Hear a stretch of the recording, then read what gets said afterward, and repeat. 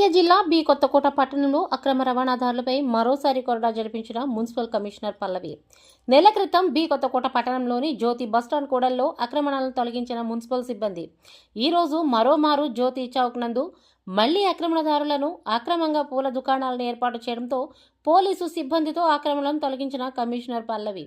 పట్టణంలో ప్రధాన రహదారుల గుండా ఇంకా చాలా మంది కాలువల మీద సిమెంటు ద్వారా కాలువలు తీయడానికి వీలు లేకుండా పూర్తిగా మూసివేశారని, వాటిని కూడా జేసీబీ సాయంతో తొలగించేస్తామని హెచ్చరించిన కమిషనర్ జ్యోతి చౌక్ నందు కొంతమంది వ్యాపారస్తులు ద్విచక్ర వాహనాలు పార్కింగ్ చేయకుండా బండలను వేసి మరొకసారి ఆక్రమణలు చేసేందుకు చూస్తున్నారని, ఈసారి కఠిన చర్యలు తీసుకుంటామని ఆమె హెచ్చరించారు.